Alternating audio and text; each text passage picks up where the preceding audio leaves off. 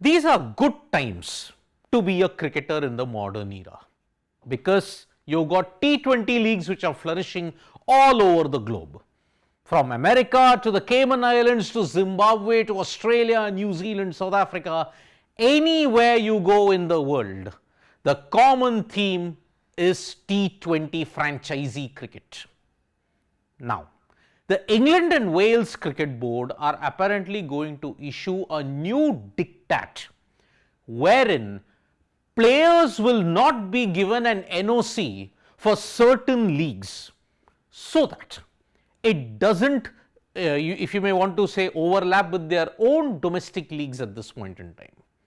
Now, England have decided to do a clampdown, but the only exception to this league that is going to happen, where players will get an NOC despite it clashing, is the IPL. Now, there are several reports doing the round that the PSL, that England players will not be allowed to go into the PSL. England players will not be allowed to go into several leagues.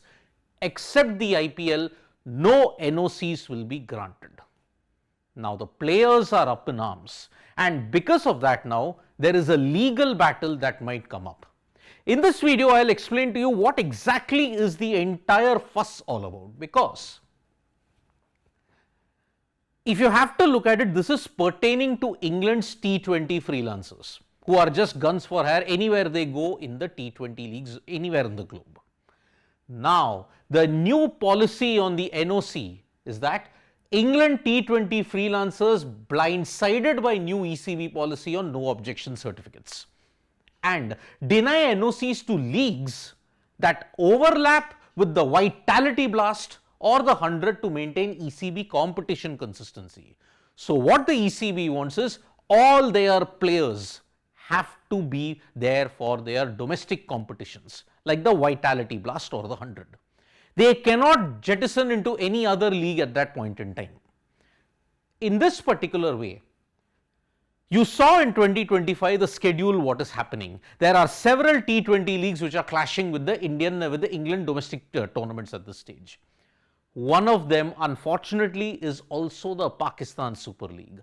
The Pakistan Super League has decided to host a tournament in April-May amidst the IPL, but that has resulted in a problem because the leagues that are clashing at this point in time with the England domestic system. Now remember, England's domestic period begins from April to September, sometimes into October. The county season ends by September end. Now, April to September, when you look at it, these are the leagues which are clashing. Lanka Premier League, MLC, PSL, CPL, Zimbabwe and Cayman T10 leagues. But the major leagues that are going to get affected by this is the MLC, because the MLC will be held around June, July or even July, August, but the height of the England domestic season is around that time in white ball cricket. Now, the IPL is the only exception to the norm because they know the amount of money that the IPL generates, it is massive.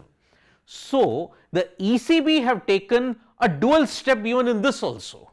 They have said ECB will issue NOCs to players playing in the IPL, but whoever is centrally contracted, they will get conditional NOCs, meaning you can play in the IPL, but if you are available for England, you have to make yourself available for England in the first instance.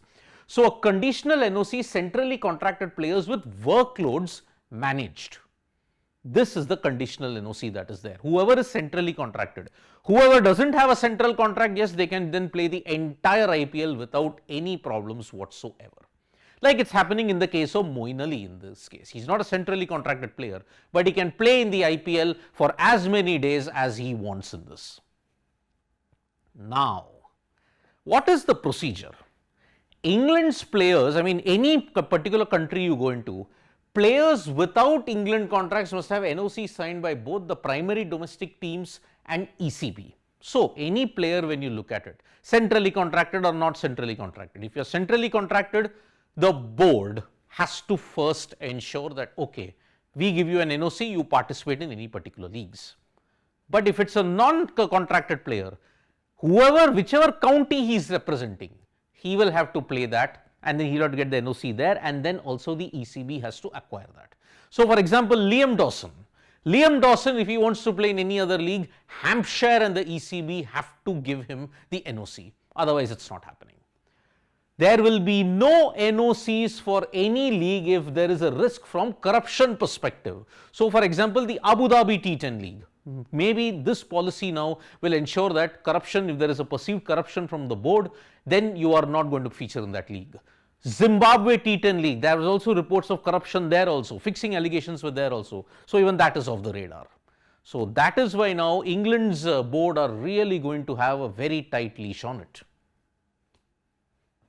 But what is going to happen now?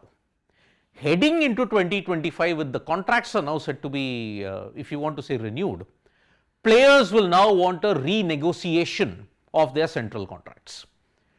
They are going to now add a caveat. Instead of all format, give us only white ball deals which contain a pay as you play red ball element to them. So, I will be only playing red ball cricket. But if you want me for red ball cricket, only pay me for that particular amount that you're going to pay me for. So, Saqib Mahmood for Lancashire, he's got this particular clause in it. If he wants to play in the red ball tournament, then the ECB will have to pay him additional in relation to his white ball contract. So, it is like an extension of a casual contract, something that you're seeing in New Zealand at this particular point in time. So, the crux of this entire bit is players, especially T20 freelancers, are not happy with the ECB's no objection certificate policy at this stage. The leagues that are going to suffer the most, MLC, PSL. The IPL, because of the cash that it generates, it is going to be huge. And that is why the ECB do not want to frustrate the BCCI in that sense. Now, the deterrent is if a player plays in the IPL but then makes himself unavailable midway, then he will not be allowed in the IPL for 2 years.